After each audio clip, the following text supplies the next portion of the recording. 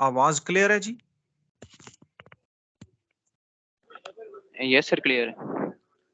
अच्छा, जिस तरह सारी चीज पूरी दुनिया में चीजें एवोल्यूशन में से गुजरती हैं, कि इर्तिका में से, तरक्की के सफर में से या प्रोसेस में से गुजरती हैं, इसी तरह पावर ग्रिड्स भी या स्मार्ट ये जो हमारे इलेक्ट्रिकल ग्रिड है, जिसे हम अगर नैरो डाउन करें तो ये इलेक्ट्रिकल ग्रिड है, और अगर हम इसे ब्रॉडली अगर इसे टर्म करें तो ये एनर्जी ग्रिड है। तो ये भी एवोल्यूशन के प्रोसेसेस में से गुजरा है। किसी जमाने में purely Orthodox electrical power engineering हुआ करती थी, और उसके अंदर अगर टेलीकम्युनिकेशन का या इलेक्ट्रॉनिक्स का नाम ले लिया जाता था तो एक बड़ी वियर्ड और एक अजीब सी चीज समझा जाता था। लेकिन आज इलेक्ट्रिकल पावर इंजीनियरिंग टेलीकम्युनिकेशन के साथ, कंट्रोल के साथ और इलेक्ट्रॉनिक्स के साथ ब्लेंड हो गई है, और ये जो एक ब्लेंड है, this is what is called the smart grid. अब स्मार्ट ग्रिड और कन्वेंशनल ग्रिड का यहाँ पे पहली स्लाइड के ऊपर कंपैरिजन दिया गया है, और आप ये देखें कि इस कंपैरिजन में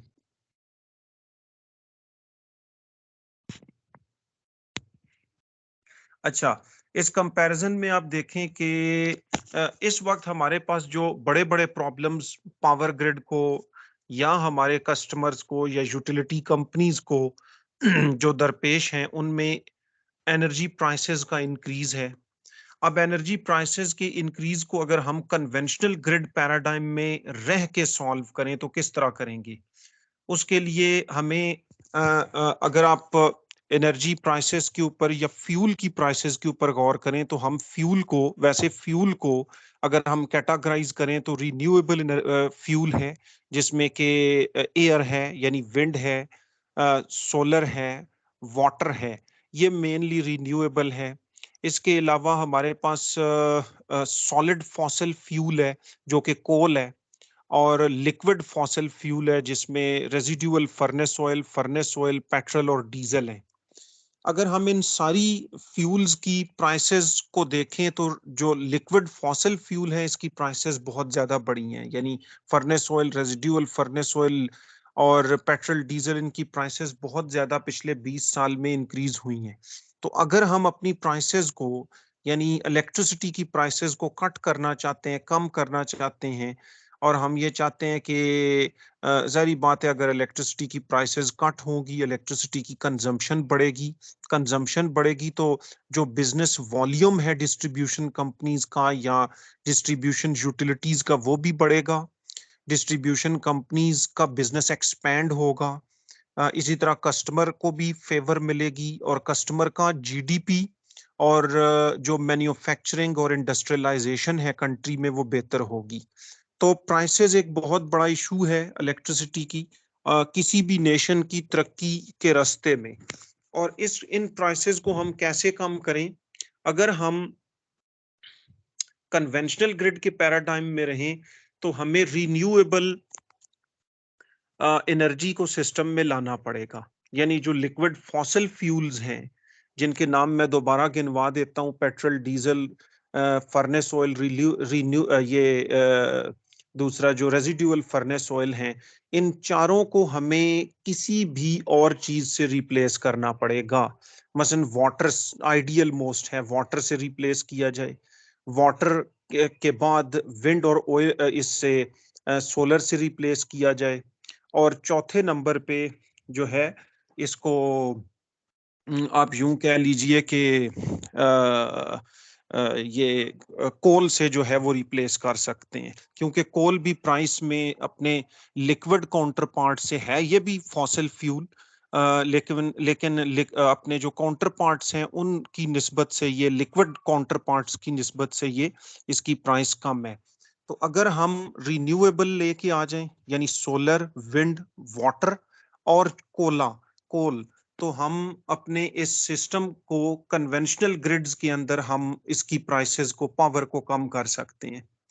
लेकिन अब अगर हमने जनरेशन बढ़ाई, जारी बात है अगर हम जनरेशन को बढ़ाते हैं या जनरेशन में ये चीजें ऐड करते हैं तो इनको, इस पावर को कैरी करने के लिए हमें ट्रांसमिशन नेटवर्क भी चाहिए, यानी नंबर एक हमें जनरेशन के ऊपर इन्वेस्टमेंट करनी पड़ेगी और लिक्विड फॉसिल फ्यूल को रिप्लेस करना पड़ेगा रिन्यूएबल और कोल से, और इस पावर को कैरी करने के लिए ट्रांसमिशन और डिस्ट्रीब्यूशन मीडियम या नेटवर्क भी चाहिए।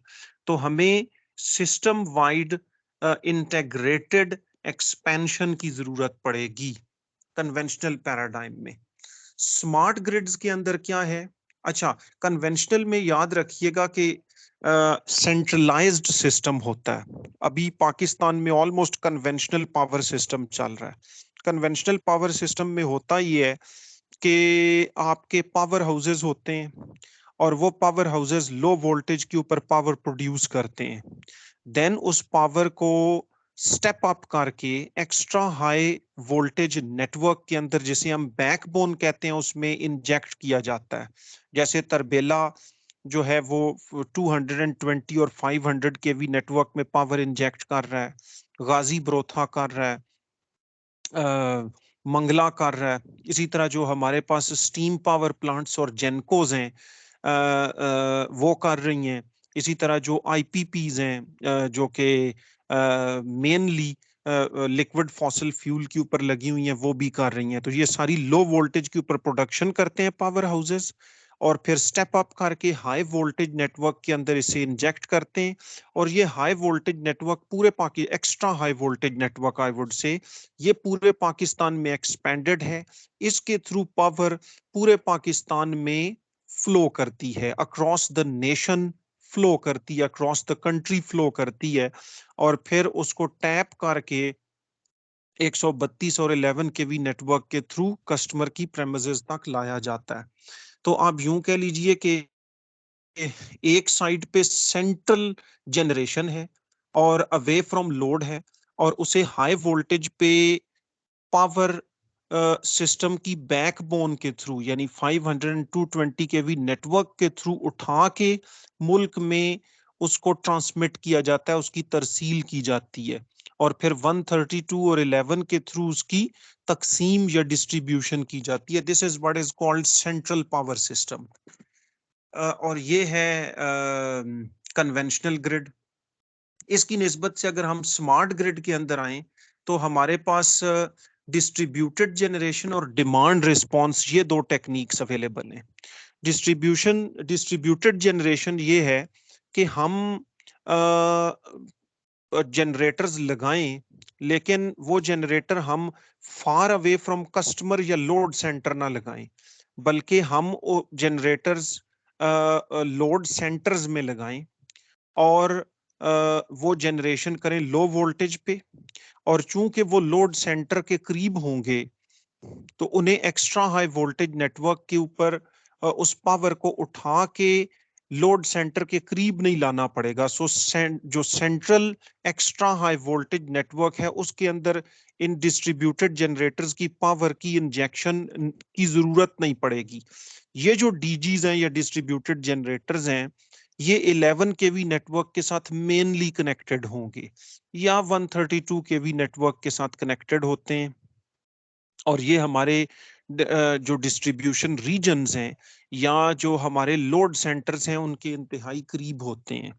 तो उसमें जारी बात है, हमें अगर हम ये डीजीज को अपनाएं या डिस्ट्रीब्यूटेड जनरेशन को अपनाएं तो हमें जो एक्स्ट्रा हाई वोल्टेज नेटवर्क है उसके ऊपर हमारी इन्वेस्टमेंट भी बचेगी, और उससे हमारी जो उसकी जो ऑपरेशनल कॉस्ट है वो भी बचेगी, यानी जो उसका कैपेक्स है, कैपिटल एक्सपेंडिचर, या जो इनिशियल इन्वेस्टमेंट है वो भी बचेगी, और जो उसकी लेटर ऑन जो ऑपरेशनल एक्सपेंसेस हैं या उसकी जो मेंटेनेंस के एक्सपेंसेस हैं वो भी बचेंगे, और हमें नेटवर्क इतना एक्सपैंड नहीं करना पड़ेगा। नेटवर्क एक्सपैंड नहीं होगा, उसमें लोड ज्यादा नहीं आएगा, तो उसकी स्टेबिलिटी भी बेहतर हो जाएगी। So distributed generation is a very good option कि हम सेंट्रलाइज्ड जनरेशन के बजाय डिस्ट्रीब्यूटेड जनरेशन रखें, और लोड सेंटर्स से दूर रखने के बजाय और उन्हें 500 और 220 केवी नेटवर्क के ऊपर उठा के लोड सेंटर के करीब लाने के बजाय लोड सेंटर्स के अंदर ही जनरेशन रखें। ये है डिस्ट्रीब्यूटेड जनरेशन का कॉन्सेप्ट और ये स्मार्ट ग्रिड का एक एस्पेक्ट है। फिर आप देखिए दूसरा है demand response. Demand response actually क्या चीज है? डिमांड रिस्पॉन्स ये है कि हम चाहते हैं कि हम अपनी यूटिलिटी के नेटवर्क के ऊपर लोड को मैनेज करें, या हम फॉर एग्जांपल हम ये चाहते हैं कि पीक में नेटवर्क ओवरलोड ना हो, या पीक में पीक क्लिप हो जाए यानी पीक कट हो जाए। अच्छा, इसी तरह से हम ये चाहते हैं कि ऑफ पीक में नेटवर्क की कैपेसिटी अंडर यूटिलाइज ना हो, बल्कि ऑफ पीक में लोड आए। उसके लिए हम कस्टमर को की जो इलेक्ट्रिसिटी यूजेज है उस यूजेज बिहेवियर को हम यूटिलाइज करते हैं। अब वो यूजेज बिहेवियर कैसे यूटिलाइज होगा? वो इस तरह से यूटिलाइज होगा कि हम स्मार्ट मीटर्स या एडवांस्ड मीटरिंग इंफ्रास्ट्रक्चर के थ्रू, जो कि यूटिलिटी और कस्टमर के दरमियान लगा हुआ है, उसके थ्रू, अब जारी बात है जो AMI है या एडवांस्ड मीटरिंग इंफ्रास्ट्रक्चर है, ये बाई डायरेक्शनल पावर को भी सपोर्ट करता है, यानी power from grid into the building को भी, power from building to the grid को भी। इसी तरह से बाई डायरेक्शनल डेटा फ्लो को भी ये सपोर्ट करता है, यानी यूटिलिटी से कस्टमर को सर्टन टेलीकम्युनिकेशनल डेटा आए। फॉर एग्जांपल यूटिलिटी कस्टमर का बिल मीटर के डिस्प्ले के ऊपर डिस्प्ले करवा सकती है कि आप जो हैं वो आपका से दिसंबर का इतना बिल है, इसकी डेडलाइन ये है, और अगर डेडलाइन गुजर गई तो ये सरचार्जेस होंगे। या फॉर एग्जांपल यूटिलिटी मैसेज दे सकती है स्मार्ट मीटर्स के ऊपर कि सिस्टम अंडर मेंटेनेंस है और इतने से इतने टाइम तक बंद रहेगा। तो ये कंपनी टू कस्टमर कम्युनिकेशन हो गई। इसी तरह कस्टमर टू कंपनी कम्युनिकेशन भी है। कस्टमर टू कंपनी कम्युनिकेशन ये है कि कस्टमर का एनर्जी कंजम्पशन डेटा मुख्तलिफ इंटरवल्स के ऊपर या सैंपल्स के ऊपर कंपनी को ट्रांसमिट हो सकता है। मसलन हम मिनट टू मिनट भी कर सकते हैं, सेकंड टू सेकंड भी कर सकते हैं, 15 मिनट्स के इंटरवल के ऊपर भी कर सकते हैं। आईएसको के अंदर जो AMI है उसमें हम 15 मिनट्स के अंदर सैंपल्स को इकट्ठा करेंगे हर बिल्डिंग के ऊपर लगे हुए AMI या एडवांस्ड मीटर के थ्रू। अच्छा, अब ये जो DR है इसमें डिमांड रिस्पॉन्स जो है ये, यानी दूसरे लफ्जों में एक ऐसा स्ट्रैटेजी है जो कि AMI या एडवांस्ड मीटरिंग इंफ्रास्ट्रक्चर के थ्रू ही इम्प्लीमेंटेबल है। अब DR है क्या? मैं दोबारा रिपीट करता हूं कि DR में हम यूटिलिटी कस्टमर के एनर्जी कंजम्पशन पैटर्न को चेंज करवाती है कस्टमर को इन्फॉर्म करके, कि फॉर एग्जांपल कस्टमर को कहा जाए कि इस वक्त बिजली महंगी है, तुम अपनी अप्लायंसेस को जो फॉर एग्जांपल जो गैर जरूरी अप्लायंसेस हैं उन्हें स्विच कर दो, स्विच ऑफ कर दो। अच्छा, अप्लायंसेस को भी हम 3 कैटेगरीज में डिवाइड कर सकते हैं। एक वो अप्लायंसेस हैं बिल्डिंग्स के अंदर जो कि मस्ट रन अप्लायंसेस हैं, जिन्हें हर सूरत में चलना है। फॉर एग्जांपल पंखे हैं, गर्मियों में पंखे वो चलने हैं और आप पंखे को अवॉइड नहीं कर सकते, जब भी जरूरत पड़ेगा you have to switch it on. इसी तरह से टीवी जब आप चाहेंगे चलेगा, उसमें पीक ऑफ पीक का ख्याल आप नहीं रखते। कंप्यूटर कंप्यूटर को का आप पीक ऑफ पीक में ख्याल नहीं रखते। लैपटॉप हो गया, इसी तरह ये अवन्स हो गए, टोस्टर्स हो गए, यानी जो आप कह लें कि ये सारी चीजें जो हैं ये मस्ट रन अप्लायंसेस हैं या क्रिटिकल अप्लायंसेस हैं। इसी तरह लाइटिंग लोड जो है ये सारी क्रिटिकल अप्लायंसेस हैं और पीक और ऑफ पीक का ख्याल नहीं किया जाता इसमें। इसी तरह से दूसरे नंबर पे जो अप्लायंसेस आती हैं वो शिफ्टेबल अप्लायंसेस हैं। मसलन वॉशिंग मशीन हो गई, आयरन हो गई, पूल पंप या पानी की मोटर हो गई। वॉशिंग मशीन के साथ एक ड्रायर अटैच्ड होता है, ड्रायर हो गया।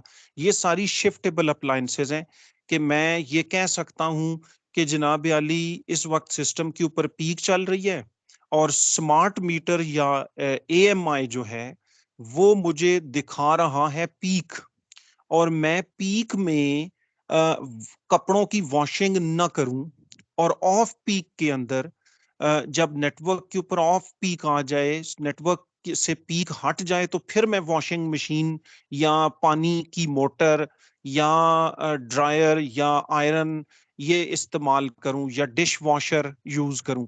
तो ये शिफ्टेबल अप्लायंसेस हैं, और इन्हीं शिफ्टेबल अप्लायंसेस के थ्रू हम डिमांड रिस्पॉन्स करते हैं कि हम इनको ऑफ पीक से ऑफ पीक में ले जाते हैं।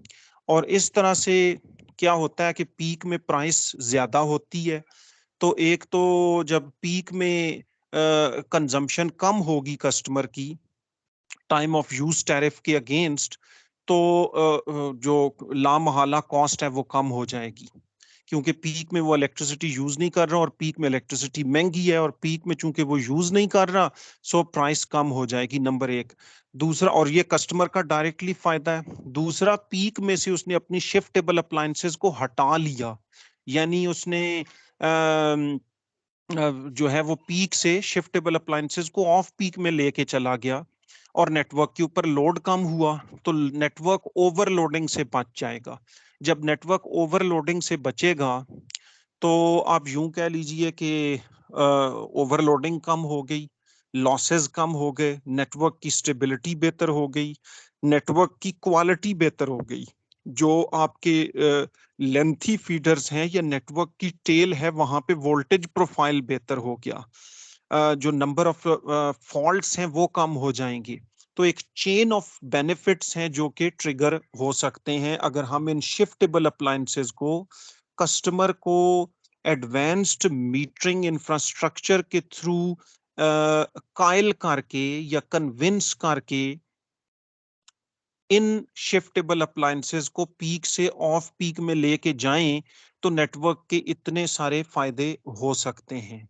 और ये डीआर है, यानी डिमांड रिस्पॉन्स है, कि डिमांड रिस्पॉन्स में हम bidirectional data communication through AMI हम कस्टमर को, हम मतलब यूटिलिटी कस्टमर को एंटाइस करते हैं, उसको लुभाते हैं, उसको कन्विंस करते हैं कि पीक में टैरिफ महंगा है, तुम पीक से अपनी अप्लायंसेस को ऑफ पीक में लेके जाओ।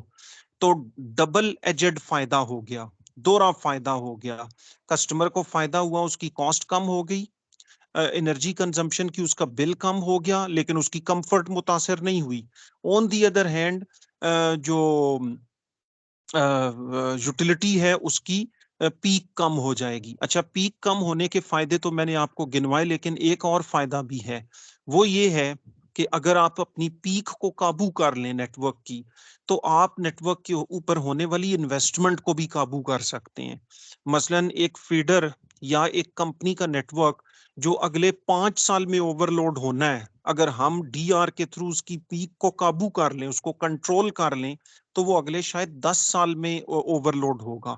और यूं हम नेटवर्क की एक्सपेंशन और उसकी कैपेसिटी एनहेंसमेंट के ऊपर जो पैसे लग रहे हैं उनको कंट्रोल कर सकते हैं। जो हमारा नेटवर्क कैपेसिटी एक्सपेंशन में एक्सपेंडिचर है, उसको रिड्यूस किया जा सकता है, उस बजट को। अच्छा, अब ये जो एएमआई एडवांस्ड मीटरिंग इंफ्रास्ट्रक्चर के थ्रू कंपनी और कस्टमर के दरमियान बातें हो रही हैं, ये मैनुअली भी हो सकती हैं, कि कस्टमर के कंपनी कस्टमर को मीटर के ऊपर डिस्प्ले दे, और कस्टमर के अंदर इतना लेवल ऑफ अवेयरनेस हो कि वो उस डिस्प्ले को रिस्पॉन्ड करे। अब ये इसमें कस्टमर का लेवल ऑफ जो अवेयरनेस है और उसका जो प्रॉम्प्ट रिस्पॉन्स है, ये भी बड़ा मैटर करता है। अच्छा, दूसरा ये है और कस्टमर उठ के रिस्पॉन्ड करे, कस्टमर ये डिसाइड करे कि मैंने चीजें पीक में नहीं चलानी, पीक में मैंने क्रिटिकल अप्लायंसेस चलानी है, जो नॉन क्रिटिकल अप्लायंसेस है, शिफ्टेबल अप्लायंसेस, वो मैंने ऑफ पीक में चलानी है। ये तो हो गया मैनुअल रिस्पॉन्स। इसके बजाय ऐसे कंट्रोल भी बना के लगाए जा सकते हैं बिल्डिंग्स के अंदर, जो कि ये सारा काम ऑटोमेटिकली करें, कि वो कंट्रोल नेटवर्क के ऊपर लोड को और प्राइसेस को देखे और स्मार्ट मीटर या एएमआई के थ्रू वो जारी बात है नेटवर्क की प्राइसेस और लोड को देखेगा, बिल्डिंग के अंदर वो कंट्रोल लगा होगा और वो उन प्राइसेस को देख के कि इस वक्त टाइम ऑफ यूज टैरिफ चल रहा है और प्राइसेस हाई है, पीक है, तो शिफ्टेबल अप्लायंसेस ऑन नहीं करनी। और इस वक्त चूंकि ऑफ है, ऑफ पीक है और प्राइसेस डाउन है और नेटवर्क अंडर यूटिलाइजेशन में उसकी कैपेसिटी, तो हमने जो शिफ्टेबल अप्लायंसेस हैं उनको ऑन करना है। तो ये कंट्रोल भी कर सकता है, ये कंट्रोल बिल्डिंग के अंदर लगा होगा और ये कंट्रोल एक तरफ आपके स्मार्ट मीटर के साथ या एएमआई के साथ वायरलेसली जिगबी या ब्लूटूथ के ऊपर कनेक्टेड होगा। और कंपनी की दो चीजें ये ले रहा होगा उस स्मार्ट मीटर से या एएमआई से, एक के नेटवर्क के ऊपर पीक चल रही है या ऑफ पीक चल रही है, दूसरा एनर्जी की प्राइसेस क्या चल रही हैं और उन एनर्जी की प्राइसेस और पीक के ऊपर ये डिसीजन लेगा। दूसरा ये कंट्रोल दूसरी साइड पे ये अप्लायंसेस के साथ कनेक्टेड होगा और अप्लायंसेस जो हैं वो उनको ये जिगबी या वायरलेस उस जिगबी या ब्लूटूथ के थ्रू जो है वो वायरलेसली या वायर्ड टेलीकम्युनिकेशन नेटवर्क के थ्रू ऑन ऑफ कर रहा होगा। लेकिन इसमें एक मुजायका है, इसमें एक इशू है। इशू ये है कि फिर इस केस में हमें अपनी सारी कन्वेंशनल अप्लायंसेस को स्मार्ट अप्लायंसेस के साथ चेंज करना पड़ेगा, which is a very hectic task और इसमें बहुत बड़ा एक्सपेंडिचर है। कि फॉर एग्जांपल अगर मैं लाइट ऑफ करवाना चाहता हूँ उस कंट्रोल के थ्रू, तो लाइट को फीड करने वाली जो वायर है उसमें एक आप कह लीजिए कि स्मार्ट स्विच लगा होगा और वो स्मार्ट स्विच उस कंट्रोल के साथ वायरलेसली कनेक्टेड होगा और वो जो कंट्रोल है वो नेटवर्क की एनर्जी की प्राइसेस को देखेगा। जब पीक होगी तो वो कंट्रोल एक सिग्नल वायरलेसली इस स्विच को देगा और ये स्विच ऑफ होगा और यूं लाइट या हीटर या जो भी चीज है वॉशिंग मशीन या जो भी अप्लायंस है वो ऑफ होगी। तो ये तो इसमें मैसिव इन्वेस्टमेंट इन्वॉल्व है, तो इट्स नॉट पॉसिबल कि हम अपनी बिल्डिंग्स को इस तरह से ऑटोमेट कर दें। यानी ये बिल्डिंग ऑटोमेशन का एरिया है। ये यूरोप, अमेरिका, ऑस्ट्रेलिया, कनाडा तो इस तरफ चले गए हैं, चाइना इस तरफ चला गया है, इंडिया इस तरफ जा रहा है, लेकिन अभी हमारे पास economically we are not in a position कि हम अपनी बिल्डिंग्स की ऑटोमेशन, लोड ऑटोमेशन या डिस्ट्रीब्यूशन ऑटोमेशन के अंदर इतना पैसा डाल दें। तो जो पहले वाला मेथड है डीआर इम्प्लीमेंट करने का वो ठीक है और वो ये है कि हम यूटिलिटी एक मैसेज एएमआई के उस पे डिस्प्ले के ऊपर दे और कस्टमर उसको रिस्पॉन्ड करे। लेकिन अब इसमें यह है कि क्या कस्टमर को अवेयरनेस है और कस्टमर कितना सीरियस है रिस्पॉन्ड करने में और कितना प्रॉम्प्टली रिस्पॉन्ड करता है, ये चीजें मैटर करती हैं। अच्छा जी, फिर आप आ जाइए। एक तो एनर्जी, अब ये हो गया कि ये जो एनर्जी प्राइसेस हैं, जो पहला प्रॉब्लम था इंक्रीजिंग एनर्जी प्राइसेस का, ये पहला प्रॉब्लम जो है वो यूं एड्रेस हो सकता है। यानी कन्वेंशनल ग्रिड के अंदर एक ही इशू सॉल्यूशन है और वो ये है कि हम लिक्विड फॉसिल फ्यूल को रिप्लेस कर दें रिन्यूएबल और कोल से, तो प्राइसेस कम होगी। लेकिन स्मार्ट ग्रिड के अंदर जो है वो हल क्या है, वो है डिमांड रिस्पॉन्स और डिस्ट्रीब्यूटेड जनरेशन, कि हम छोटे छोटे जनरेटर्स को लोड सेंटर्स में लेके आए और जो एक्स्ट्रा हाई वोल्टेज नेटवर्क है उसकी एक्सपेंशन ना करें और लॉन्ग डिस्टेंस पावर ट्रांसमिशन ना करें। दूसरा डीआर इंप्लीमेंट करें। डीआर इंप्लीमेंट करेंगे तो क्या होगा कि कस्टमर यूटिलिटी के लोड पैटर्न को, रिक्वायर्ड लोड पैटर्न को फॉलो करेगा, पीक में अपनी शिफ्टेबल अप्लायंसेस को हटा के ऑफ पीक में ले जाएगा, कस्टमर की कॉस्ट भी कम होगी और नेटवर्क का लोड कम होगा और यूं बायलैटरल स्टेक्स अचीव होंगे, दो तरफा फायदे अचीव होंगे यूटिलिटी और कस्टमर दोनों के। तो ये है दो स्ट्रैटेजीज प्राइस को रिड्यूस करने की। अच्छा, फिर इसी तरह आप देखें GHG emission, green house gas emissions जो हैं, ये एक बहुत बड़ा प्रॉब्लम है दुनिया का। खैर ये हमारा प्रॉब्लम नहीं है, इसलिए कि अभी तो हम बिजली की प्राइसेस और बिजली की स्टेबिलिटी, अवेलेबिलिटी और रिलायबिलिटी से लड़ रहे हैं। तो GHG ग्रीन हाउस गैसेस का emission it's not our problem. ये हम अगर तरक्की कर जाएं और इंडिया और चाइना के बराबर पहुंच जाएं तो फिर हम कह सकते हैं कि ग्रीन हाउस गैसेस जो हैं उनके अंदर हम कंट्रीब्यूट करना चाहते हैं। तो बहरहाल ग्रीन हाउस गैस एमिशंस में को रिड्यूस कैसे कर सकते हैं आप? रिडक्शन एक ही सूरत में मुमकिन है कि आप रिन्यूएबल एनर्जी लेके आ जाएं कन्वेंशनल ग्रिड में, लेकिन दूसरी साइड पे आप स्मार्ट ग्रिड्स में आए तो आप DR अप्लाई कर लें, उससे भी जाहिर बात है लोड कम होगा या लोड मैनेज होगा, एमिशंस कम हो जाएंगी और डिस्ट्रीब्यूटेड जनरेशन आप लेके आ जाएं छोटे छोटे रिन्यूएबल्स लोड सेंटर के करीब, तब भी आपके पास जो ग्रीन हाउस गैस एमिशन है वो कम हो जाएगा। अच्छा जी, मैं बाकी के 3 जो इश्यूज हैं उनको नहीं छेड़ना चाह रहा, उसकी वजह ये है कि ये फिर इस डिस्कशन से बाहर चली जाएगी बात। आगे चलें जी अगली स्लाइड के ऊपर।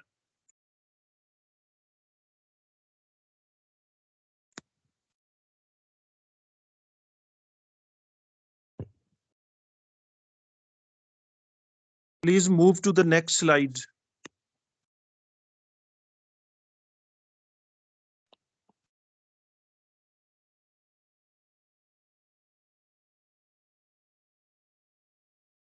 Areeba, Sir, screen is not visible to you. Madam आप आवाज बंद कर लेती हैं अपनी और फिर मेरा आपके साथ कम्युनिकेशन नहीं हो पाता और इससे ऑडियंस को ट्रबल होती है, इसलिए अपना माइक ऑन रखें आप। Okay, sir. अच्छा, अब ये है कि अब हमने कंक्लूड किया, कंक्लूजन में ये है कि हमने हमने जो चीज यहाँ पे एड्रेस की, दो चीजें मैंने आपको बताई। एक ये कि प्राइसेस को कैसे कम किया जाए। प्राइसेस को कम करने के लिए जो कन्वेंशनल ग्रिड है उसमें ये है कि हम सीधा सीधा फॉसल फ्यूल को रिप्लेस करें रिन्यूएबल से और कोल से, और जो स्मार्ट ग्रिड है उसमें ऑप्शन ये है कि हम डीजीज लेके आए, डिस्ट्रीब्यूटेड जनरेशन लेके आए, रिन्यूएबल बेस्ड डीजीज, लेकिन लोड सेंटर के करीब छोटे छोटे। और दूसरा ये कि energy consumption pattern of the customer को डिमांड रिस्पॉन्स के थ्रू हम कंट्रोल करें, पीक में बिलखसूस। तो दोनों अतराफ का फायदा होगा, कस्टमर की कॉस्ट कम होगी और नेटवर्क के ऊपर जो लोडिंग है वो कम होगी। So demand response, next slide पे जाइएगा।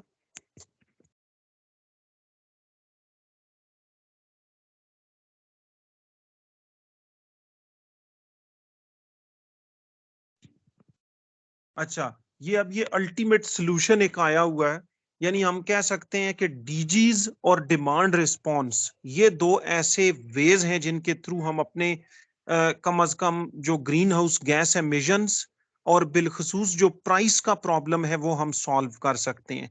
यानी प्राइस का प्रॉब्लम सॉल्व हो गया, दूसरा कस्टमर की साइड पे, और जहरी बात है नेटवर्क की साइड पे भी, क्योंकि अगर नेटवर्क ओवरलोड नहीं होगा तो नेटवर्क ओनर को इन्वेस्टमेंट नहीं करनी पड़ेगी तो उसकी कॉस्ट भी बचेगी।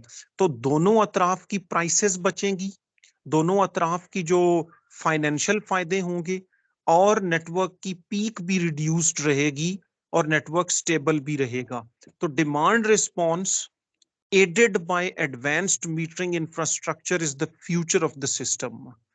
अच्छा जी, अब डिमांड रिस्पॉन्स को यहाँ पे थोड़ा सा इलेबोरेट किया गया है। पहले तो मैंने आप को इसकी टेक्निकलिटीज या फंक्शनैलिटीज बताई हैं, लेकिन अब इसको यहाँ पे इसके मेथड्स और थोड़ी सी जो है वो इसकी इलेबोरेशन की गई है।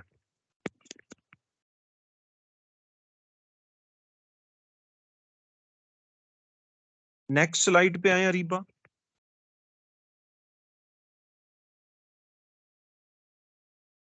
अच्छा, यहाँ पे आप देखें कि मेथड्स आपको दिए गए हैं। मेथड्स में क्या है कि एक तो मैंने आपको ये बताया ना कि जो यूटिलिटी कंपनीज हैं, डिस्ट्रीब्यूशन कंपनीज, वो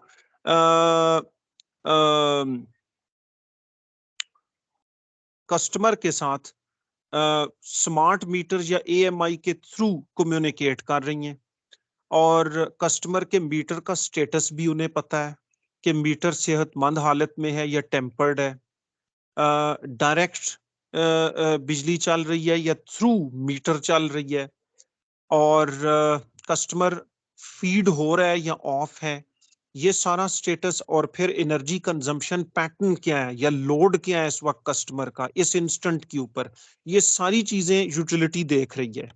तो ये इंफॉर्मेशन यूटिलिटी को जा रही है। अब ये इंफॉर्मेशन यूटिलिटी को कई तरीकों से जा सकती है, चले मैं इस चीज को यहाँ पे एलेबोरेट कर दूं।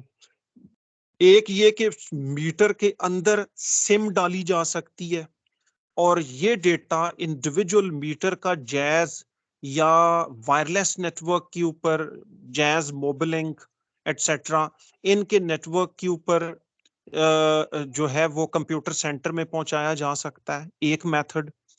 या किसी भी कंट्रोल सेंटर के अंदर ये डेटा जहां पे मॉनिटरिंग हो रही हो और बिल्स की प्रिंटिंग हो रही हो, वहां पे ये पहुंचाया जा सकता है, एक मेथड।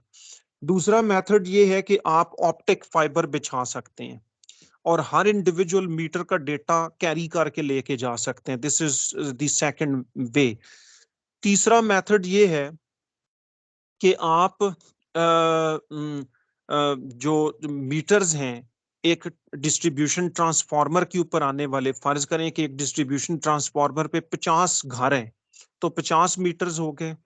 ये 50 मीटर्स जो हैं वो अगर हम खर्चा कम करना चाहें तो हम अपने ही एग्जिस्टिंग एलटी नेटवर्क के थ्रू, जो कि हमारा 400 वोल्ट्स का नेटवर्क है, LT network, 3 phase 4 wire network, उसके थ्रू हम कस्टमर रिलेटेड इंफॉर्मेशन एलटी के थ्रू इकट्ठी करें और उस ट्रांसफार्मर के ऊपर लेके आ जाएं जो कि डिस्ट्रीब्यूशन ट्रांसफार्मर है, और डिस्ट्रीब्यूशन ट्रांसफार्मर के ऊपर एक डीसीयू या डेटा कंसंट्रेटर यूनिट लगा हुआ हो, और वो डीसी, उस डीसीयू में सिम होगी, वो डीसीयू ऑप्टिक फाइबर के थ्रू या टेलीकम्युनिकेशन जो वायरलेस नेटवर्क है उसके थ्रू वो आगे कंप्यूटर सेंटर के साथ या किसी डिस्ट्रीब्यूशन कंट्रोल सेंटर के साथ या किसी monitoring control and monitoring room के साथ आगे वायरलेस या वायर्ड वे में कनेक्ट हो सकता है। जो आइस्को के अंदर मेथड है वो यही है कि हम अपने एलटी को यूज करेंगे as a communication link between energy meters and transformer, और ट्रांसफार्मर के ऊपर, उस ट्रांसफार्मर के ऊपर आने वाले तमाम मीटर्स का डेटा इकट्ठा हो जाएगा डीसीयू में, डेटा कंसंट्रेटर यूनिट में, और वो डेटा कंसंट्रेटर यूनिट जो होगा उसमें सिम होगी किसी टेलीकम्युनिकेशन कंपनी की, मसलन मोबिलिंक की, और वहां से डेटा वायरलेसली ट्रांसमिट होगा टुवर्ड्स द कंट्रोल सेंटर। अच्छा, अब ये सारा कुछ तो from customer to company flow करेगा। फ्रॉम कंपनी टू कस्टमर जो डेटा फ्लो की बात हो रही है, पावर फ्लो की बात नहीं कर रहा, जो फ्रॉम कंपनी टू कस्टमर जो फ्लो हो सकता है वो क्या हो सकता है कि इस वक्त नेटवर्क का स्टेटस क्या है, ऑफ पीक में है, पीक में है। अच्छा जी, ये ये जो है वो इस वक्त प्राइसेस अप हैं या डाउन है, या नेटवर्क इस वक्त अवेलेबल है या अनअवेलेबल है, और अगर अनअवेलेबल है तो ये वजह है। तो ये इंफॉर्मेशन कस्टमर के जो है, या कस्टमर का बिल कि आपका नवंबर का बिल या दिसंबर का बिल इतना है, इसकी आखिरी डेट ये है, अगर ना आपने जमा करवाया तो इतना सरचार्ज लग के आएगा, ये information from customer to company display के ऊपर डिस्प्ले की जा सकती है। अच्छा जी, और कस्टमर से डिमांड क्या है? कस्टमर से डिमांड ये है कि जनाब अली आप हमें पीक में अपने लोड को कम करें, ऑफ पीक में लोड आप बढ़ाएं, ताकि हमारा फायदा भी हो और आपका फायदा भी हो। ये है एक वे डिमांड रिस्पॉन्स का।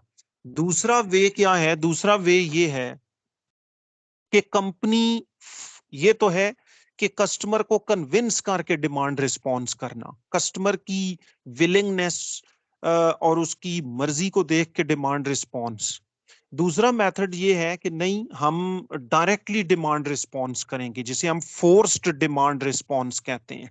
अब फोर्स्ड डिमांड रिस्पॉन्स में क्या होता है कि एक कंट्रोल लगा हुआ है और वो फॉर एग्जांपल आइस्को में एक कंट्रोल लगा हुआ है, फॉर एग्जांपल एक ही सेंट्रल कंट्रोल लगा हुआ है, और वो सेंट्रल कंट्रोल जिस वक्त नेटवर्क एक सर्टन लिमिट से ज्यादा लोड होता है, एक फीडर या एक 132 केवी लाइन या एक ट्रांसफार्मर, तो उनके लोड्स को ये कंट्रोल वॉच कर रहा होता है। जब एक सर्टेन लिमिट से एक्सीड करता है लोड, तो वो कंट्रोल वायरलेस नेटवर्क के थ्रू ट्रांसफार्मर के ऊपर, जो डिस्ट्रीब्यूशन ट्रांसफार्मर है उसमें लगे हुए, उसके साथ लगे हुए डीसीयू को सिग्नल भेजता है, और डीसीयू से ट्रेवल करके ये सिग्नल एलटी से होता हुआ स्मार्ट मीटर्स के थ्रू घरों की अप्लायंसेस तक आता है।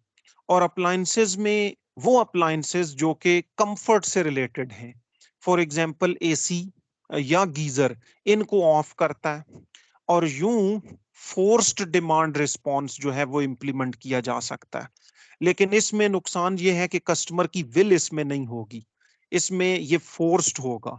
लेकिन इसके बदले दुनिया में देखा गया है, दुनिया ये करती है कि फोर्स्ड डिमांड रिस्पॉन्स इंप्लीमेंट करवाती है और कस्टमर को इंसेंटिवाइज भी करती है कि अगर हम आपका एसी इतने से इतने बजे तक गर्मियों में बंद कर दें, या गीजर सर्दियों में इतने से इतने बजे तक बंद कर दें, तो आप को हम पर यूनिट इतना छूट देंगे फिर अगले दिनों में।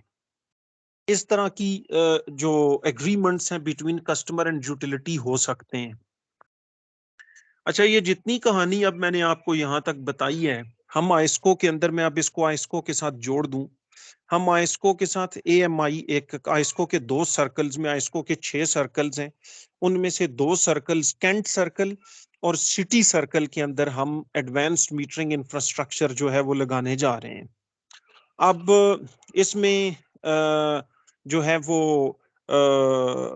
हर कस्टमर के प्रेमिसेस के ऊपर ये एएमआईज लगेंगे, एएमआई यूनिट्स कह लूं मैं इन्हें, वो लगेंगे, और हम इनके थ्रू ऐसा कोई डिमांड रिस्पॉन्स स्ट्रेटजी इंप्लीमेंट नहीं करेंगे। ऐसी कोई भी डिमांड रिस्पॉन्स स्ट्रेटजी जो कि किसी बिल्डिंग ओन्ड कंट्रोल या नेटवर्क में लगे हुए कंट्रोल या कस्टमर की विलिंगनेस के ऊपर बेस्ड जो है वो जो डिमांड रिस्पॉन्स है, ऐसा कुछ भी हम अप्लाई नहीं करने जा रहे। हम सिर्फ और सिर्फ इस एएमआई से कस्टमर की कंजम्पशन और मीटर के स्टेटस को मॉनिटर करने जा रहे हैं ताकि थेफ्ट कम हो सके। तो एएमआई से यकीनन थेफ्ट कंट्रोल होता है, क्योंकि आपके जो एनर्जी कंजम्पशन है कस्टमर का, वो आपको नजर आना शुरू हो जाता है। जो एनर्जी कंजम्पशन है उसमें ट्रांसपेरेंसी आ जाती है, और मिनट टू मिनट या 15 मिनट इंटरवल के ऊपर एनर्जी कंजम्पशन पैटर्न और मीटर का जो फिजिकल स्टेटस है वो आपको यूटिलिटी के कंट्रोल रूम के अंदर नजर आ रहा होता है। तो उससे थेफ्ट के चांसेस या मीटर के साथ छेड़छाड़ के चांसेस कम हो सकते हैं, बल्कि हो जाएंगी, और थेफ्ट आपको बचना शुरू हो जाएगा, या एडमिनिस्ट्रेटिव लॉस आपका कम हो जाएगा।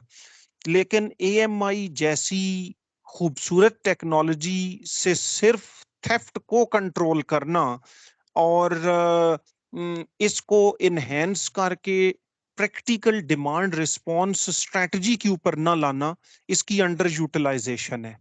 अगर आप एएमआई से सही मानों में फायदा उठाना चाहते हैं तो आपको इस लेवल के ऊपर आना पड़ेगा, और जाहिर बात है उसमें बिल्डिंग के अंदर कंट्रोल और उन कंट्रोल्स का जो है वो स्मार्ट अप्लायंसेस का के साथ इंटरेक्शन ये तो पॉसिबल नहीं है।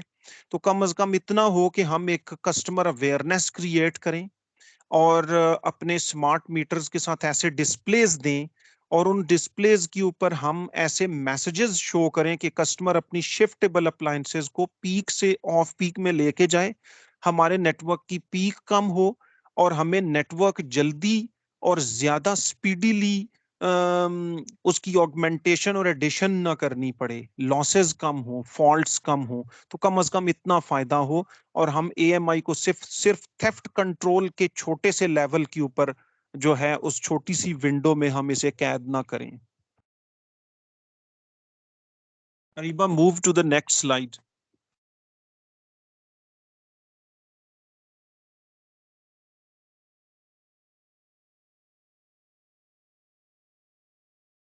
Areeba, Sir, I moved.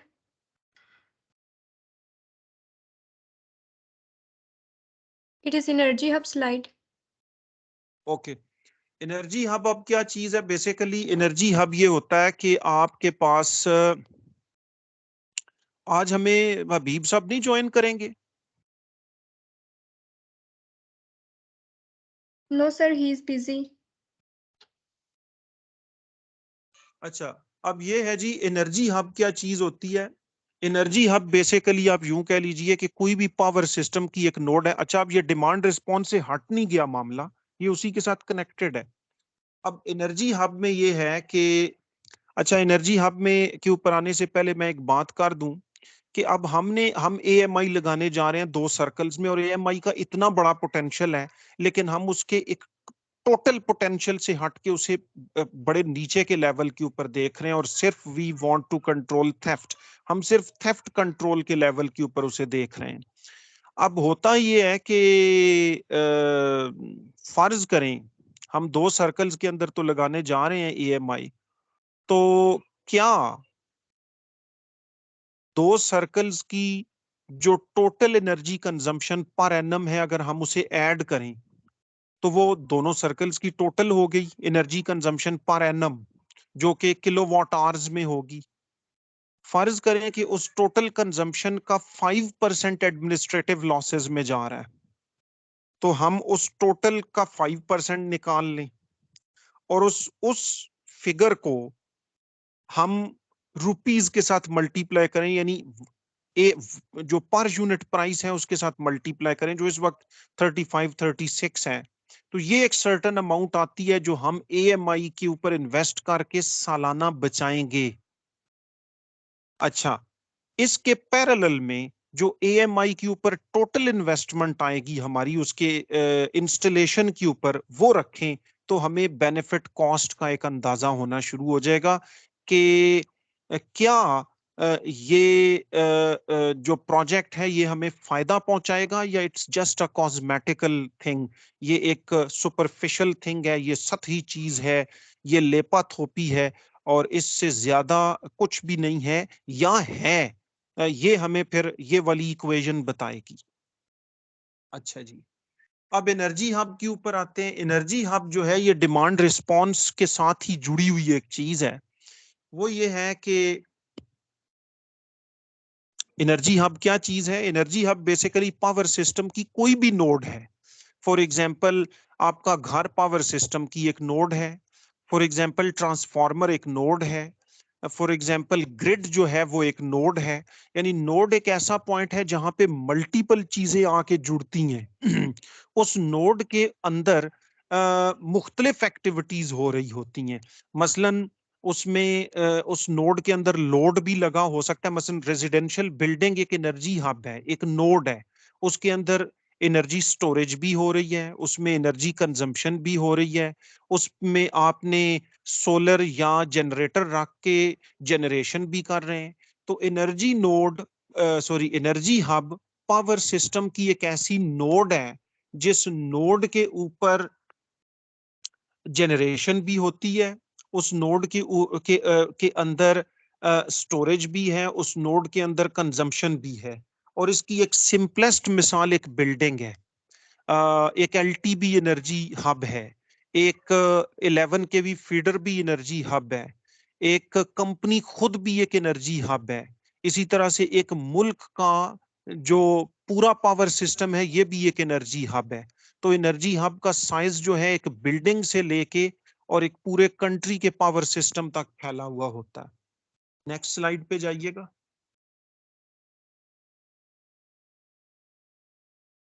ये एनर्जी हब की आपको बिल्डिंग लेवल पे कॉन्सेप्ट दिया गया है। वो ये है कि एनर्जी हब में आप देखिए कि मुख्तलिफ टाइप्स ऑफ एनर्जी आ रही है, मसलन इलेक्ट्रिसिटी आ रही है, नेचुरल गैस आ रही है। यहाँ पे सेंट्रल हीटिंग सिस्टम तो नहीं है, यूरोप में है, तो पाइपलाइंस के थ्रू हीट भी फ्लो करके आ रही है। अच्छा जी, अब ये सारी जो फॉर्म्स ऑफ एनर्जी हैं ये अंदर बिल्डिंग में मौजूद अप्लायंसेस के अंदर कंज्यूम होंगी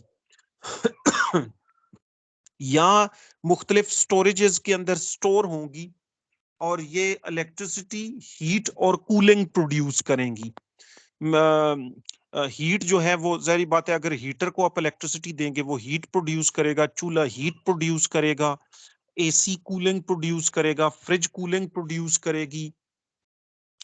तो ये जो है वो तीन आउटपुट्स हमें मिलेंगे इन अप्लायंसेस से जो बिल्डिंग के अंदर लगी हुई होती हैं। तो this is a form of an energy hub. आगे चलिएगा जी।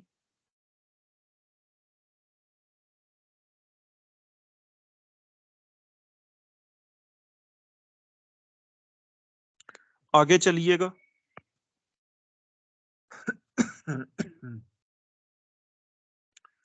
अच्छा, यहाँ पे आप देखें कि एक बिल्डिंग आपको दिखाई गई है एक रेजिडेंशियल बिल्डिंग दिखाई गई है। इस रेजिडेंशियल बिल्डिंग के अंदर हमने लेफ्ट साइड पे जो इसमें पावर फ्लो इन है वो दिखाया गया। पावर या एनर्जी इसमें किन किन फॉर्म्स में फ्लो हो रही है। एक आप देखें पी ग्रिड है, सबसे नीचे पी ग्रिड लिखा हुआ है। पी ग्रिड मींस इलेक्ट्रिसिटी या पावर जो ग्रिड से फ्लो होके बिल्डिंग में आ रही है। ये बिल्डिंग क्या है, एक एनर्जी हब है। अच्छा, इसी तरह से जो सोलर पैनल से जो पावर फ्लो होके आ रही है उसे मैंने पी एस आर लिखा है, पी सोलर। इसी तरह से नेचुरल गैस भी फ्लो होके आ रही है, बायोगैस भी फ्लो होके आ सकती है। अब इलेक्ट्रिसिटी फ्लो होके आई तो इसमें जो PHEV लिखा हुआ है ये है plug in hybrid electric vehicle. Plug in hybrid electric vehicle जो है ये बाई डायरेक्शनल मोड में ऑपरेट करती है, यानी ये नेटवर्क के साथ जुड़ के आपके घर के नेटवर्क के साथ, आपके घर के नेटवर्क के साथ, एनर्जी हब के नेटवर्क के साथ जुड़ के चार्ज भी हो सकती है, डिस्चार्ज भी हो सकती है। मिसाल के तौर पे अगर आप इलेक्ट्रिक व्हीकल को ऑफ पीक में चार्ज कर लें तो आपको प्राइस कम पड़ेगी चार्जिंग की। अगर आप इसे पीक में डिस्चार्ज करें नेटवर्क के अंदर तो आपको जो है वो 1 यूनिट ज्यादा का जो है वो बेचेंगे आप उस नेटवर्क को, तो या कंपनी को, या कंपनी से जो आप ज्यादा कीमत का यूनिट उठा के बिल्डिंग में ला रहे थे उससे आप वो बच जाएंगे आप उससे, और आप अपनी इस व्हीकल की बैटरी से वो यूनिट ले लेंगे। तो इस तरह से जो है वो आप एक तरह से एक प्रॉफिट में चले जाएंगे कि आपने लेस एक्सपेंसिव इलेक्ट्रिसिटी स्टोर की थी और महंगी जब हुई इलेक्ट्रिसिटी पीक आवर्स में तो आपने उसे जो है वो घर के अंदर यूटिलाइज कर लिया और ग्रिड से उस महंगी इलेक्ट्रिसिटी को नहीं लिया। ग्रिड से आपने लेके व्हीकल चार्ज कर ली सस्ती बिजली पे, और जब ग्रिड पीक पे आया और बिजली महंगी हुई तो आपने ग्रिड से लेने के बजाय plug in hybrid electric vehicle से ली, तो ये बाई डायरेक्शनल मोड में चल सकती है। अच्छा, और इलेक्ट्रिक आगे आप आए राइट साइड के ऊपर बल्कि आप बिल्डिंग के अंदर आए, आप देखें कि PGU एक चीज लगी हुई है। PGU क्या है, ये एक जनरेटर है, power generator unit, power generation unit. ये गैस बेस्ड जनरेटर है, ये DG है छोटा सा, आप सुई गैस के ऊपर या नेचुरल गैस के ऊपर लगा लें। अच्छा, अब ये जो होती है जो आपका जनरेटर है, ये आप देखें कि इलेक्ट्रिसिटी प्रोड्यूस करते हुए, इलेक्ट्रिसिटी तो प्रोड्यूस करता है लेकिन साथ में ये बाय प्रोडक्ट के तौर पे हीट भी प्रोड्यूस करता है। अच्छा, अब उस हीट को आप हीट रिकवरी यूनिट के थ्रू थ्रू ले लें, अगर ट्रैप कर लें और उसको एक TES यानी जो आपका थर्मल एनर्जी स्टोरेज है, thermal energy storage basically building के अंदर एक एयर टाइट छोटा सा कमरा होता है, उसके अंदर आप हीट को सेव कर सकते हैं, महफूज कर सकते हैं। ये एक थर्मल बैटरी है बेसिकली, और एयर टाइट होती है, उसमें से हीट एस्केप नहीं करती। अच्छा, अब आपने हीट रिकवरी यूनिट से, जनरेटर से हीट रिकवरी यूनिट के थ्रू कैप्चर की, उसे आपने थर्मल एनर्जी स्टोरेज में बंद कर दिया। ये चीजें पाकिस्तान में नहीं है, ये अलबत्ता दुनिया जो है उनके घर और बिल्डिंग्स इतनी स्मार्ट हो चुकी हैं। अब ये जो थर्मल एनर्जी आपने स्टोर की है स्टोरेज में, ये आप वाटर की हीटिंग में यूज कर सकते हैं। यहाँ पे लफ्ज एक लिखा हुआ है एसी, एसी है एब्जॉर्प्शन चिलर, चिलर के अंदर आप यूज कर सकते हैं। एब्जॉर्प्शन चिलर भी हीट लेके कूलिंग करता है। और फिर एसी के नीचे लिखा हुआ है ईसी, ईसी इलेक्ट्रिक चिलर है। इलेक्ट्रिक चिलर जो है ये इलेक्ट्रिसिटी से चलेगा। यहाँ पे बेसिकली एसी यानी एब्जॉर्प्शन चिलर और इलेक्ट्रिक चिलर दोनों को इकट्ठा करके हमने बिल्डिंग कूल करने की कोशिश की है। उसकी वजह ये है कि लिटरेचर ये बताता है कि जब एब्जॉर्प्शन चिलर और इलेक्ट्रिक चिलर इकट्ठे चलाए जाएं तो बिल्डिंग की एनर्जी कंजम्पशन एफिशिएंसी इंक्रीज हो जाती है। तो हमें आउटपुट के ऊपर क्या मिला? हॉट वाटर मिला। इसी तरह से एब्जॉर्प्शन चिलर और जो इलेक्ट्रिक चिलर है उनसे कूलिंग मिली। और अंदर हमने जितनी भी इलेक्ट्रिसिटी यूज की उसको हमने राइट साइड के ऊपर इलेक्ट्रिकल डिमांड के नाम से लिखा हुआ है। तो ये सारी अप्लायंसेस में चली जाएगी, मसलन हीटर के अंदर चली जाएगी, अवन, टोस्टर, कंप्यूटर वगैरह। और जो इलेक्ट्रिसिटी बच जाएगी ये वापस ग्रिड में जाएगी। यानी आप यूं कह लीजिए कि अब इस वक्त ये बिल्डिंग पैसिव कस्टमर नहीं है, बल्कि ये एक प्रोज्यूमर के तौर पे एक्ट कर रहा है। और इसके पास कितने सोर्सेज हैं इलेक्ट्रिसिटी के? एक तो ग्रिड है, दूसरा इसके अपने दो सोर्सेज हैं, एक सोलर हो गया और दूसरा ये पीजीयू हो गया, पावर जनरेशन यूनिट। अगर लोड इतना है कि सोलर और पीजीयू से मीट हो सकता है तो फिर ये बिल्डिंग ग्रिड से पावर नहीं लेगी, एक सिनेरियो। दूसरा सिनेरियो ये है कि अगर लोड इतना है कि सोलर और पीजीयू से बनने वाली पावर से भी कम है तो फिर ये बिल्डिंग अपने लोड को मीट करके बाहर बिजली बेचेगी। यानी उस वक्त ये एक पावर सप्लायर का काम करना शुरू कर देगी, ये एक जनरेटर का काम करना शुरू कर देगी।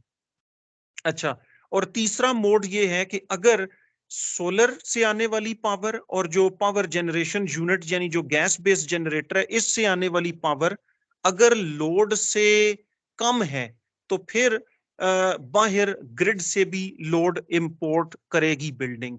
तो इन तीन सिनेरियोज में चलेगी।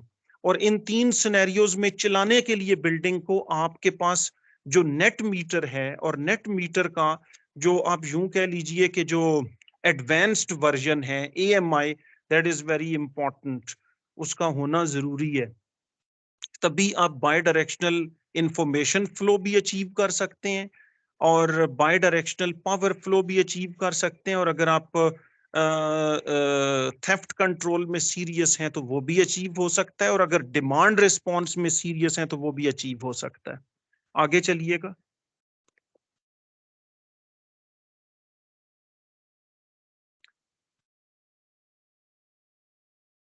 अच्छा, और आगे चलें, ये बहुत ज्यादा कॉम्प्लिकेट हो जाएगा, और आगे चलें, और आगे चलिएगा। मूव करते हैं, करते रहें। ये मैथमेटिकल मॉडलिंग आ गई है, रिजल्ट्स पे आ जाएं। स्लाइड पे जाइएगा, अगली स्लाइड पे।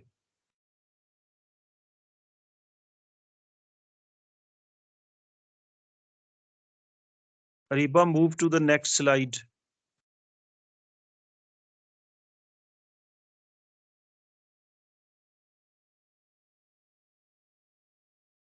आप आप स्लोली क्यों मूव कर रही हैं? और आगे चलें। बहुत ज्यादा आगे चली गई है ना आप। पीछे वापस आए ना।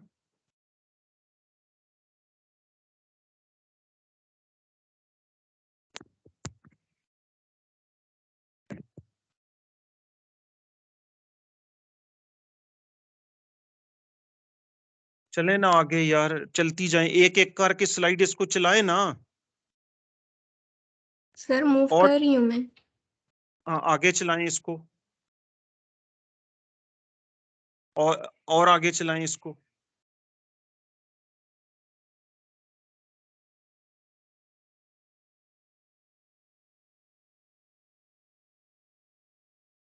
और आगे चलाएं।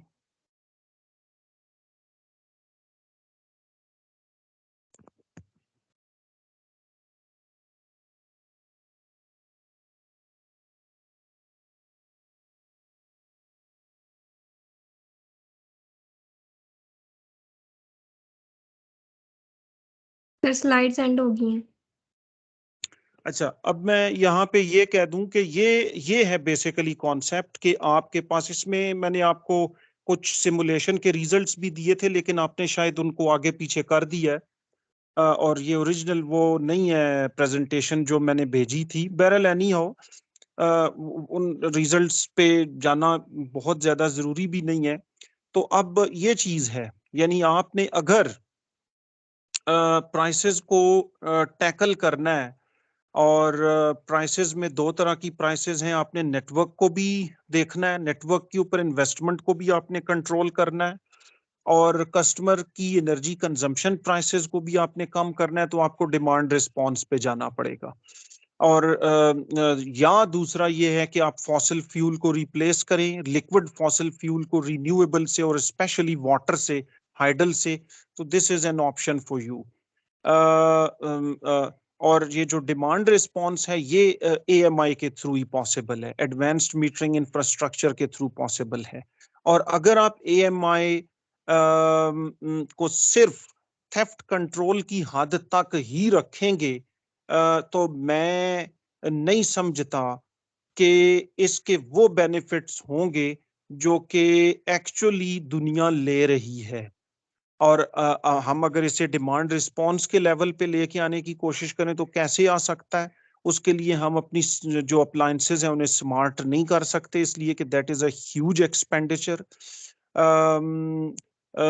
और जो कंट्रोल्स हैं, बिल्डिंग बेस्ड कंट्रोल्स, जो कि ऑटोमेटिकली नेटवर्क की ऊपर चलने वाली पावर की प्राइसेस को देख के हमारी अप्लायंसेस को ऑन ऑफ करते हैं, उनका लगाना भी पॉसिबल नहीं है, क्योंकि उन्हें हम एनर्जी हब कंट्रोल्स या माइक्रो ग्रिड कंट्रोल्स या एनर्जी मैनेजमेंट सिस्टम या multi carrier energy management systems, कई तरह के नामों से पहचानते हैं हम उन्हें लिटरेचर के अंदर।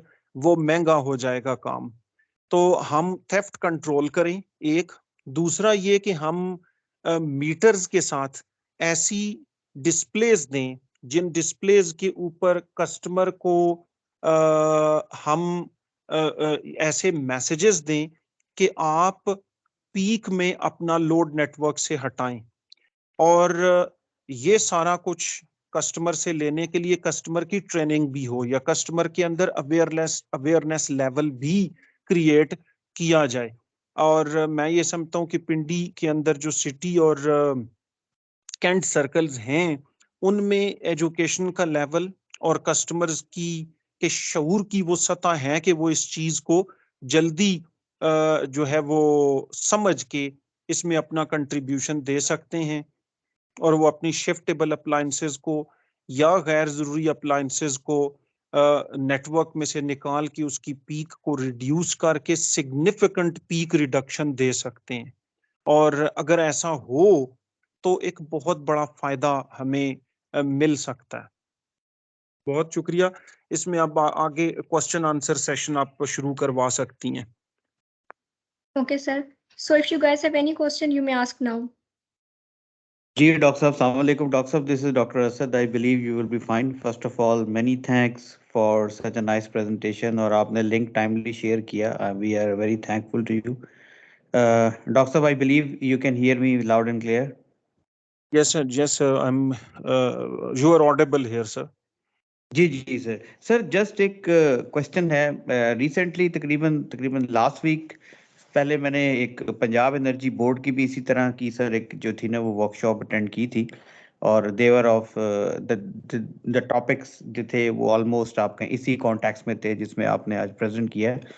तो सर वहाँ पे भी एक क्वेश्चन उठा था, और आई बिलीव कि वो क्वेश्चन यहाँ पे भी उठना अच्छा बनता है फॉर डिस्कशन पर्पसेस के लिए, कि सर आप इस सारी प्रेजेंटेशन में अपने मुल्क जो हमारा मुल्क है पाकिस्तान, इसकी टेक्नोलॉजी डेवलपमेंट को आप कैसे देख रहे हैं, विच मीन्स के मतलब पॉलिसीज और जो है ना आइडियाज और प्रोसेसेस डेवलपमेंट के हवाले से तो वी आर वेरी, आप कहें कि इंथुजियास्टिक हैं, और चीज़ों को हम जो है ना बहुत ज़्यादा सिस्टमैटिक करना चाहते हैं, एफिशिएंट करना चाहते हैं। लेकिन ये सारी चीज़ें अचीव करने के लिए आई बिलीव के सर एट पार लेवल की टेक्नोलॉजी भी हमें चाहिए। और अगर मतलब हम ये कहते हैं कि ये टेक्नोलॉजी हम बाहर से इंपोर्ट करेंगे, तो ऑलरेडी सर आप करंट अपने हमारे मुल्क की हालत जो है वो देख रहे हैं कि मतलब we don't have enough money, एल्सिस नहीं खुल रही, बेचारे बिजनेसमैन जो हैं वो जो बाहर से ट्रेडिंग का काम करते हैं वो somehow they are very worried. तो लोकल लेवल के ऊपर टेक्नोलॉजी डेवलपमेंट के पर्सपेक्टिव से मतलब आप इस चीज़ को कैसे देखते हैं, ये मेरा क्वेश्चन था sir. Thank you so very much doctor साहब, आई एम ऑनर्ड कि आप हैं यहाँ पे।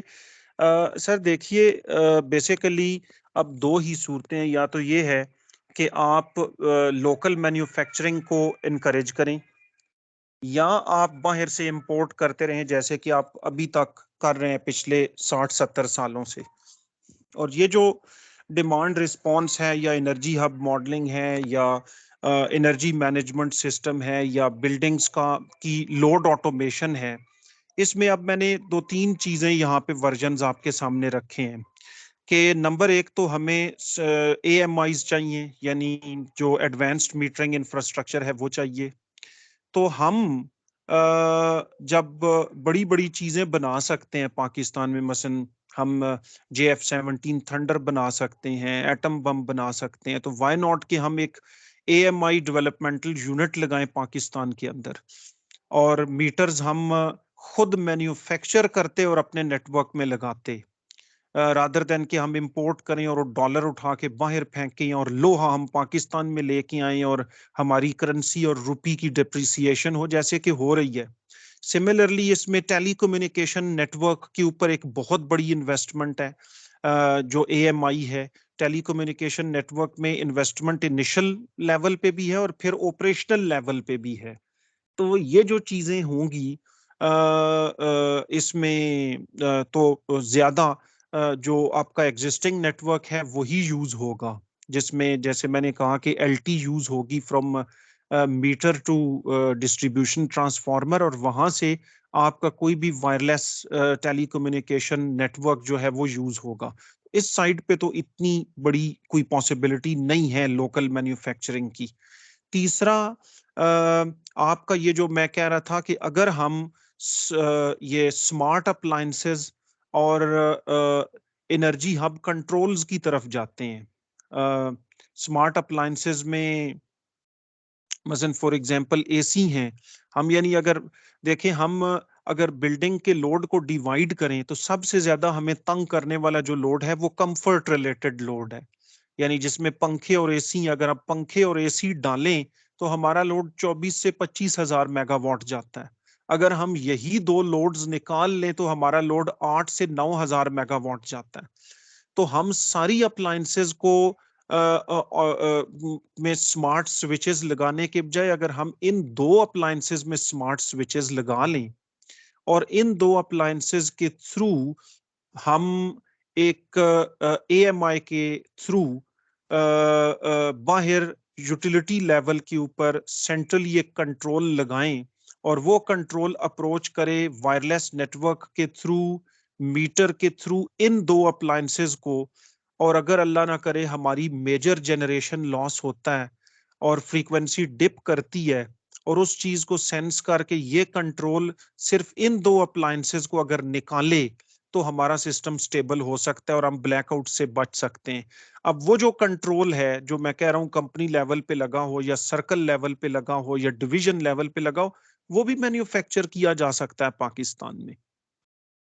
बल्कि आई वाज थिंकिंग इनिशियली कि जो मेरे रिसर्च पेपर्स हैं उनमें जो मैंने एनर्जी हब कंट्रोल प्रपोज किया, उसका हम एक पायलट मैन्युफैक्चर करवा के किसी एक बिल्डिंग में लगा के उसको टेस्ट करें, और अगर वो प्रैक्टिकली कामयाब होता है तो हम उसको फिर उसकी अवेयरनेस डिस्ट्रीब्यूशन यूटिलिटीज को दें और हम मैन्युफैक्चरिंग में जाएं, सिर्फ यहाँ पे यूज ना करें बल्कि उसे एक्सपोर्ट भी करें।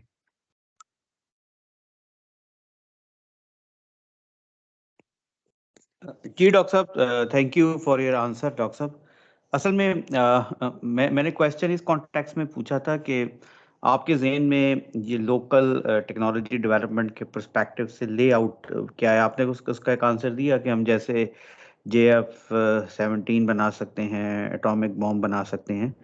तो उसमें तो आप देखें कि गवर्नमेंट लेवल के ऊपर प्रायोरिटी थी ना, तो ये सारी चीज़ें प्रायोरिटी के पर्सपेक्टिव से आती हैं। और ये जो हमारी एनर्जी की जो प्रायोरिटी है, ये तो आप कहें कि सबसे ज़्यादा प्रायोरिटी है, क्योंकि आजकल इस 21st सेंचुरी में किसी भी इंसान की जो सबसे ज़्यादा नीड है, जिसके के बगैर वो रह नहीं सकता, वो एनर्जी है। मेरा ख्याल खाने पीने से ज़्यादा इंसान को इस चीज़ की फ़िक्र होती है।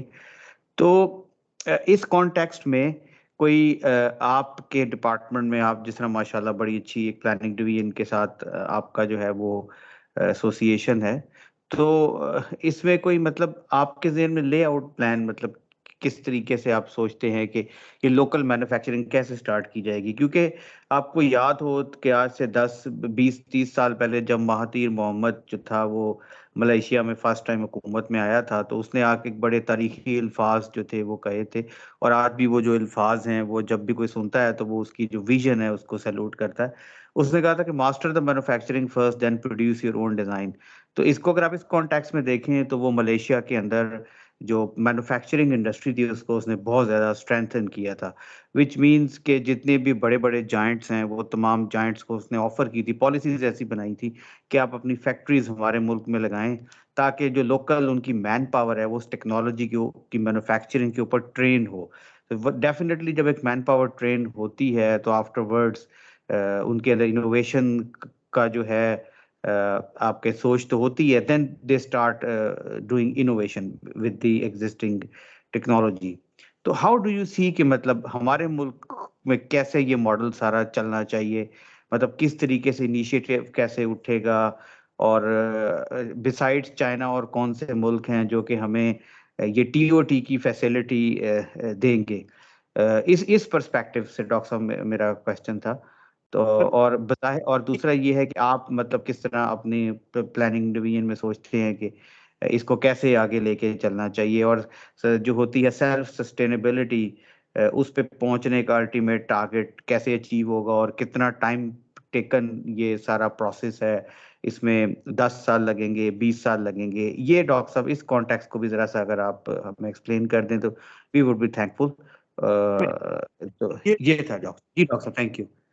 उसमें ये है कि आपकी प्रायोरिटीज मैटर करती हैं, जैसे आपने पहले कहा ना, आपकी प्रायोरिटीज मैटर करती हैं कि आप ये देखें कि जुल्म ये हुआ कि पिछले 30 साल में हमने, चाहे वो स्मॉल लेवल की मैन्युफैक्चरिंग हो या हाई स्किल्ड मैन्युफैक्चरिंग हो, जैसे इंडिया या बांग्लादेश के अंदर इस वक्त हाई स्किल्ड मैन्युफैक्चरिंग चल रही है, और वो एयरक्राफ्ट और IT के प्रोडक्ट्स और कंप्यूटर इलेक्ट्रॉनिक्स के प्रोडक्ट्स बना रहे हैं, हमने इंडस्ट्रियलाइजेशन की तरफ तवज्जो नहीं दी। हमने पिछले 30 साल में सारा पैसा उठा के रियल एस्टेट के अंदर झोंक दिया, 30-35 साल में, और जितनी भी इंटरनल इन्वेस्टमेंट थी वो सारी रियल एस्टेट के अंदर चली गई, जबकि मैन्युफैक्चरिंग हुई कोई नहीं, और सुई से लेके और जहाज तक हम बाहर से खरीदते रहे। तो नंबर एक तो हमें अपनी प्रायोरिटीज को चेंज करना पड़ेगा, और इंडस्ट्रियलाइजेशन और इन्वेस्टमेंट को अट्रैक्ट करने के लिए अपनी पॉलिसीज को ठीक करना पड़ेगा। दूसरा, यानी हमें इन्वेस्टमेंट फ्रेंडली माहौल बनाना पड़ेगा, और इन्वेस्टमेंट फ्रेंडली माहौल के अंदर जहाँ पे पॉलिटिकल सर्टेनिटी चाहिए, वहाँ पे एनर्जी की प्राइसेस भी बहुत अहम है, वहाँ पे इन्वेस्टर कितनी आसानी से उस कंट्री को अप्रोच करके वहाँ पे अपना मैन्युफैक्चरिंग यूनिट लगा सकता है, उसमें कितनी कम हर्डल्स हैं, उसमें कितनी कम फाइनेंशियल हर्डल्स हैं, उसमें कितनी कम ब्यूरोक्रेटिक हर्डल्स हैं, उसमें कितनी कम एडमिनिस्ट्रेटिव हर्डल्स हैं, ये सारी मैटर करती हैं।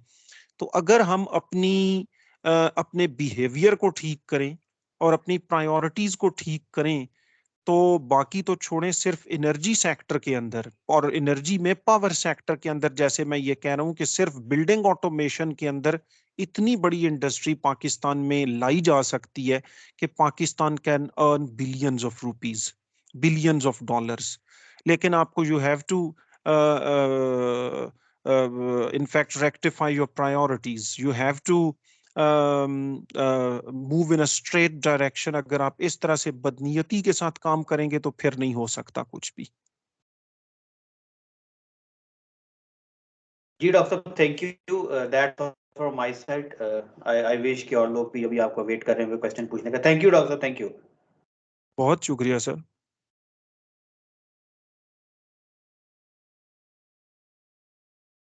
Is there any other question?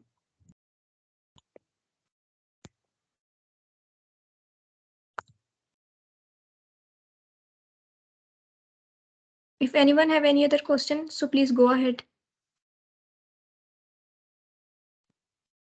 Assalamu alaikum sir. Sir, Dr. Mohammed Wasim here from Electrical Engineering Department. तो सर आपका बहुत शुक्रिया, आपने बहुत अच्छा प्रेजेंट किया और इंफॉर्मेटिव डिटेल्स शेयर की। सर काइंडली इस बारे में थोड़ा गाइड कर दीजिएगा और इन्फॉर्मेशन शेयर कर दीजिएगा कि जैसे एनर्जी हब्स की आपने बात की, अब बिल्डिंग के अंदर जो एंड यूज़र्स हैं या कंज्यूमर्स हैं वो एनर्जी जनरेट करते हैं, तो is there any way defined by ISCO, जैसे आपने शेयर किया कि 15 मिनट की रेजोल्यूशन के साथ डेटा की कलेक्शन पे बात हो रही है और उसको हम 2 साइकिल्स पे हम इम्प्लीमेंट करने जा रहे हैं और वो सिर्फ हम थेफ्ट के लिए हम उसको देख रहे हैं। तो अगर एक कंज्यूमर एक्सेस में एनर्जी जनरेट करता है तो is there any two way communication कि वो ग्रिड में एनर्जी इंजेक्ट कर सके? तो ऐसा भी कोई उसके अंदर हम फ्यूचर में मतलब इस पे सोचा जा रहा है या इस पे अभी हम सिर्फ थेफ्ट को ही देख रहे हैं? अलबत्ता कि डीआर के अंदर तो काफ़ी ज़्यादा फ्यूचर अगर इनसाइट्स देखें तो बहुत ज़्यादा है और थेफ्ट तो सिर्फ एक उसका एक सिंगल मतलब पार्ट है। तो इसके बारे में काइंडली सजेस्ट कर दीजिए। देखिए, जो two way flow of power है ना, वो तो स्मार्ट मीटर के थ्रू पॉसिबल है। मसलन फॉर एग्जांपल एक एएमआई यूनिट लगा हुआ है मेरे बिल्डिंग के ऊपर और सोलर पैनल्स अवेलेबल हैं मेरे रूफ टॉप पे, या कोई पीजीयू पावर जनरेशन यूनिट जो है वो लगा हुआ है, तो पावर बिल्डिंग खुद जनरेट कर रही है। अब अगर खुद जनरेट कर रही है और तो पहली प्रायोरिटी उसकी ये है कि वो अपने लोड को मीट करे। अगर लोड को मीट कर सकती है और बाहर से पावर जरूरत नहीं पड़ती, तो ये एक सिनेरियो हुआ। दूसरा ये है कि अगर लोड कम है और पावर रिमेनिंग फिर ग्रिड में जाएगी, तो by directional power flow is absolutely possible through AMI.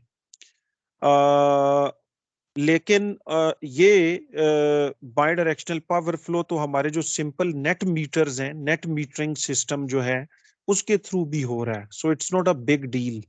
दूसरी चीज, जैसे आपने कहा कि थेफ्ट थेफ्ट जो है वो जाहिर बात है विजिबल हो जाएगा, मीटर का स्टेटस, मीटर के साथ होने वाली छेड़छाड़ विजिबल हो जाएगी, तो उस विजिबिलिटी से भी कंजम्पशन में ट्रांसपेरेंसी आएगी। दो चीजें हो गई।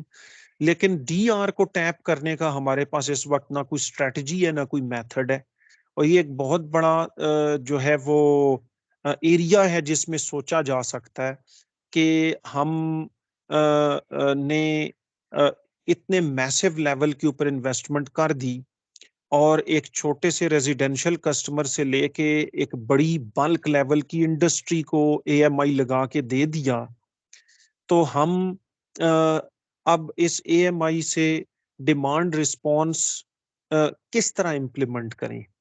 क्योंकि ऑटोमेटेड वे में, जैसे मैंने कहा कि एक एनर्जी हब हो, एक बिल्डिंग हो, उसके अंदर अप्लायंसेस हो, उन अप्लायंसेस के साथ एक कंट्रोल जो है वो स्मार्ट स्विचेस के थ्रू कम्युनिकेट कर रहा हो, तो ये तो पॉसिबल नहीं है, ये तो it's gonna be a huge investment.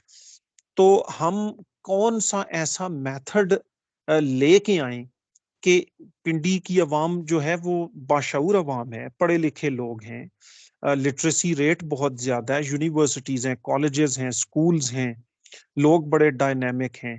तो इस फर्टाइल, अकली तौर पे फर्टाइल इलाके के अंदर इतनी बड़ी इन्वेस्टमेंट करके हम डिमांड रिस्पॉन्स की कैसी स्ट्रेटजी और डिमांड रिस्पॉन्स का कैसा वर्जन लेके आए कि हम कस्टमर से एक हेल्दी कम्युनिकेशन के थ्रू सिर्फ पीक के अंदर अगर लोड रिड्यूस करवा सके तो हमारे नेटवर्क का बहुत बड़ा फायदा हो सकता है। इस बारे में हमारे पास अनफॉर्चुनेटली ना कोई प्लान है, ना सोचना चाहता है कोई, और ना सोचा जा रहा है, लेकिन फ्यूचर में सोचा जा सकता है।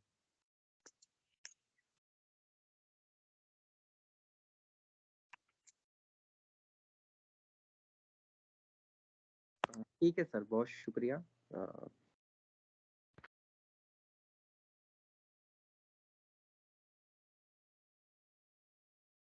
Is there anyone else जी? अरीबा इसको एंड कर दें काइंडली फिर। Okay, sir. I hope all your queries are cleared now. So it's time to wrap up this webinar. Thank you, sir, for such an informative webinar. Your knowledge has really benefited us. And thanks to the advisor of IEEE PES, Dr. H.R. Habibur Rahman. I would also thank to the attendees for becoming the part of this amazing webinar. Hope you guys learned a lot throughout the session. Take care. Allah Hafiz. Thank you so very much ji.